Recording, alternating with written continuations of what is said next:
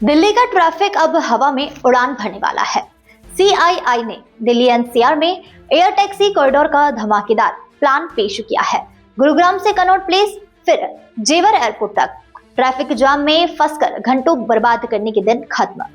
दिल्ली में भी जो सबसे बड़ी समस्या है वो यह है कि यहाँ की सड़कें और उन पर बढ़ता जा रहा ट्रैफिक। अब इस समस्या से राहत दिलाने के लिए कॉन्फेडरेशन ऑफ इंडियन इंडस्ट्री यानी कि सीआईआई ने दिल्ली एनसीआर में एयर टैक्सी कॉरिडोर का धमाकेदार प्लान पेश किया है। गुरुग्राम से कनॉट प्लेस और फिर जेवर एयरपोर्ट तक ट्रैफिक जाम में फंसकर घंटों बर्बाद करने के दिन खत्म। कल्पना कीजिए, कार से गुरुग्राम से सेंट्रल दिल्ली पहुंचने में 1 से 1.5 घंटा या कभी कभी 2 घंटे भी लग जाते हैं, लेकिन एयर टैक्सी से यह दूरी महज 12 मिनट में तय हो जाएगी। वहीं कनॉट प्लेस से जेवर एयरपोर्ट तक रोड से 2 से 3 घंटे लगते हैं, जबकि एयर टैक्सी से यह सुविधा 18 से 20 मिनट में ही पहुंच जाएंगी।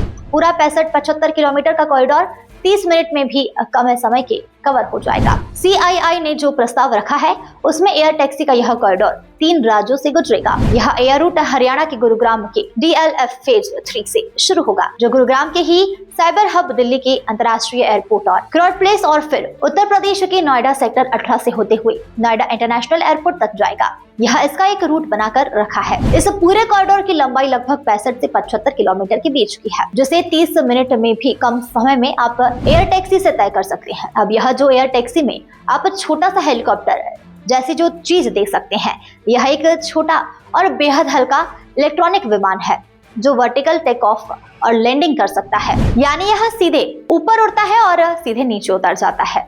इसे रनवे की आवश्यकता नहीं है। यह हेलीकॉप्टर की तरह उड़ान भर सकता है, लेकिन हेलीकॉप्टर की तुलना में इसमें बेहद कम शोर होता है और यह हल्का भी है। एयर टैक्सी बैटरी की मदद से चलती है और इसे चार्ज किया जा सकता है। जैसे आप किसी भी इलेक्ट्रिक व्हीकल को चार्ज करते हैं, वैसे ही बैटरी इसमें भी है। इससे ना तो धुआं निकलता है और ना ही प्रदूषण फैलता है। एयर टैक्सी में सामान्य तौर पर 2 से 6 यात्री एक साथ बैठ सकते हैं और दुनिया के कई देशों में बिना पायलट के एयर टैक्सी का परीक्षण भी इस समय चल रहा है। दिल्ली में एयर टैक्सी को शुरू करने के लिए शहर के अलग अलग हिस्सों में विशेष लैंडिंग और टेक ऑफ पॉइंट्स बनाए जाएंगे और इन्हें वर्टीपोर्ट कहते हैं। यह वर्टीपोर्ट एक तरह से एयरपोर्ट या हेलीपैड की तरह ही होते हैं, जहां यह एयर टैक्सी उतरेगी और यहीं से उड़ान भरेगी। यह वर्टीपोर्ट जमीन पर बनने की बजाय बड़ी बड़ी बिल्डिंग की छत पर बनाए जा सकते हैं। इसके लिए बड़े बड़े अस्पताल, commercial complex, residential towers, hostel, shopping malls और उनकी छतों का इस्तेमाल किया जा सकता है।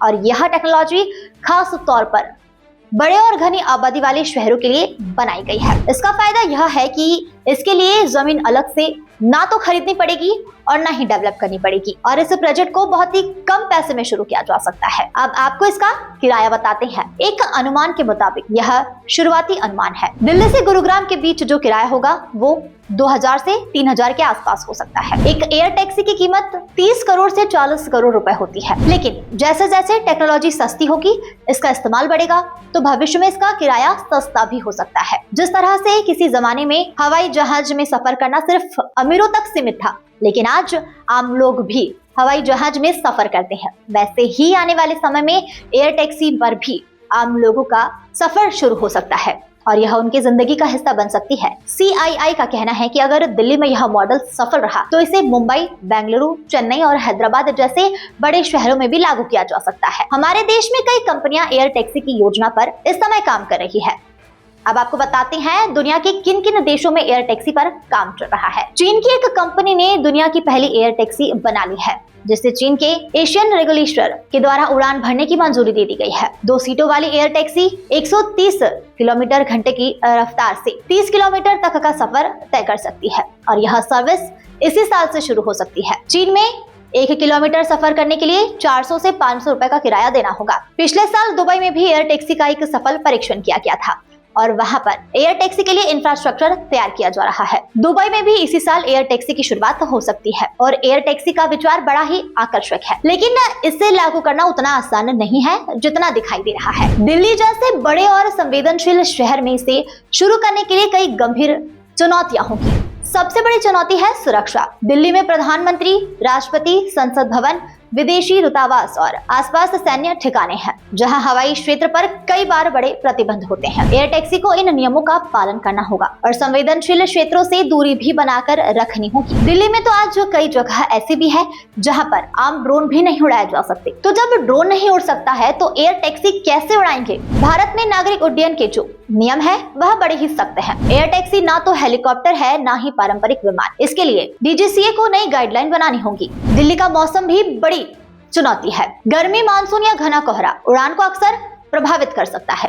खास तौर पर कोहरे में विजिबिलिटी कम हो सकती है। दिल्ली और आसपास के इलाके में इसके अलावा एयर टैक्सी की टेक्नोलॉजी कितनी भरोसेमंद है, यह एक बड़ा सवाल है। बैटरी की क्षमता, चार्जिंग का समय और इमरजेंसी लैंडिंग पर भी और काम करना पड़ेगा। शुरुआत में एयर टैक्सी का उपयोग हम मेडिकल इमरजेंसी के मामलों में कर सकते हैं, ऑर्गन ट्रांसप्लांट के मामले में, या फिर जो बहुत ही जरूरी महत्वपूर्ण कॉर्पोरेट मीटिंग्स होती है, इसमें कभी शुरुआत में इसका इस्तेमाल हो सकता है और बाद में सफल होने पर इसे आम जनता के लिए भी शुरू किया जा सकता है। लेकिन जो रेगुलेशन है, यानी कि अक्सर आपने हमारे देश में हवाई जहाजों को भी देखा होगा, जो एशियन सेक्टर में भी कई बार हम सुरक्षा के साथ बहुत ही कॉम्प्रोमाइज कर लेते हैं। पर सवाल यह भी है कि अगर सड़क पर टैक्सी वाले नियम तोड़ते हैं तो हवा में क्या होगा? सुरक्षा से कोई समझौता नहीं होना चाहिए। आपको क्या लगता है कि एयर टैक्सी दिल्ली की ट्रैफिक समस्या का असली समाधान बन सकती है? कमेंट में जरूर बताइए।